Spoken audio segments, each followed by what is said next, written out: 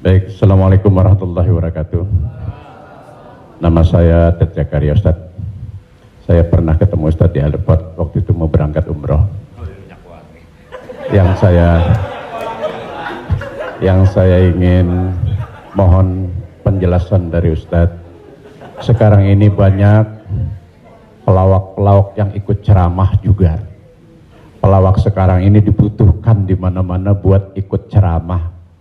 Padahal kalau kita lihat pelawak itu kemampuannya sangat minim, bahkan sudah menjual dengan harga yang mahal. Mohon penjelasannya Pak Ustadz, di mana bolehkah seorang pelawak itu melucu atau melawak di dalam satu ceramah? Nah, kita lihat yang namanya pelawak ini sekarang menjadi daya tarik sebelum ustadznya yang asli itu datang. Saya sendiri umpamanya berapa kali ngikut raja dangdut kemana, saya jadi bemper biasa di depan. Tapi saya mengingat bahwa ilmu saya belum sampai ke situ. Tapi saya memaksakan diri untuk menarik.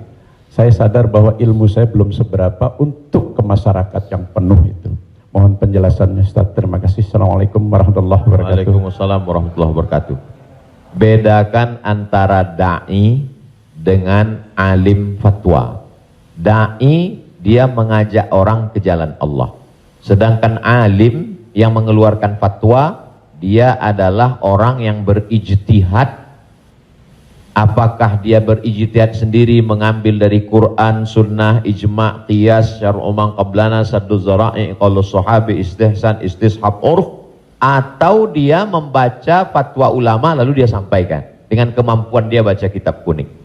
Jadi jangan kita pukul rata. Jadi jangan nanti ketika ada di antara sahabat-sahabat dari Paski mengajak orang sholat, ngajak puasa sunat, lalu kemudian di antara kita, ngapain ente ngajak-ngajak saya sholat? Ente kan bukan ustadz.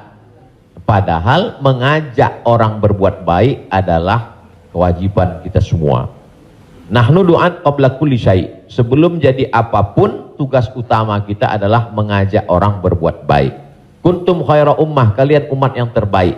Kapan kita menjadi umat yang terbaik? 3. Ta'muruna bil ma'ruf, ajak orang buat baik. Wa tanhauna 'anil munkar, larang orang buat mungkar. Wa tu'minuna billah, beriman kepada Allah. Jadi kalau hanya sekedar ngajak orang sedekah, ngajak donasi buat rumah tahfiz, ngajak ngumpulin beras untuk santunan yatim fakir miskin, maka pelawak boleh, penyanyi boleh, polisi boleh, siapapun. Karena itu tugas sebagai seorang muslim, amar ma'ruf nahi mungkar. Yang tidak benar itu adalah ketika dia sudah dianggap sebagai ustadz dan ditanyakan suatu masalah dan dia terdesak, akhirnya dia bicara padahal dia tidak mengerti. La taqfu ma laisa laka bihi ilmun. Jangan kamu bicara pada sesuatu yang kamu tidak tahu. Inna sam'a, telinga, wal basar, mata, wal fuad, hati dan pikiran, kullu ulaika kana anhu mas'ula, kau akan disoal, kau akan ditanya, diminta pertanggungjawaban di hadapan Allah Subhanahu wa taala. Jadi kalau abang, mas diajak dalam acara dakwah sebagai pengantar supaya masyarakat mau mendengar, supaya ramai, hadirilah tablik akbar Ustadz Fulan bersama grup Paski untuk sebagai pengantar 5-10 menit, silakan.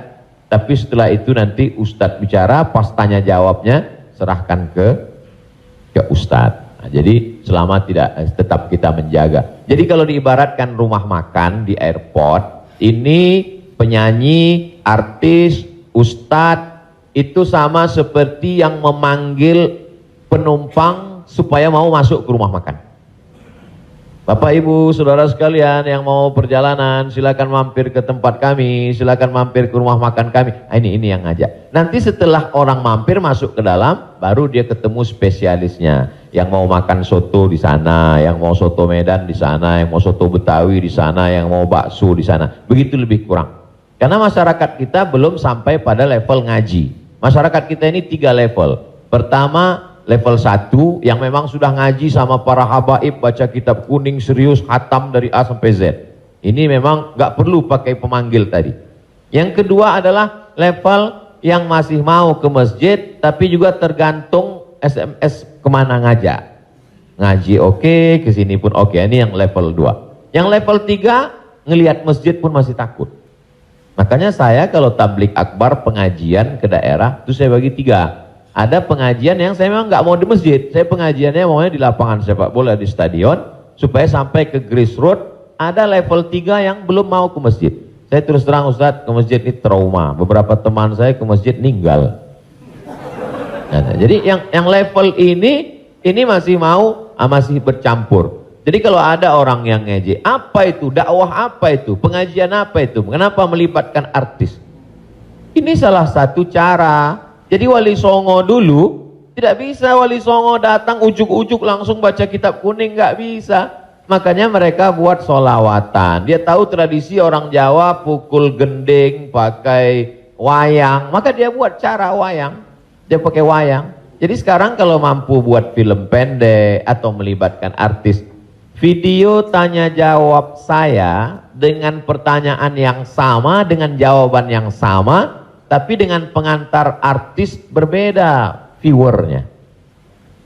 Yang ngasih tahu penonton. Ustadz, coba Ustadz lihat ini.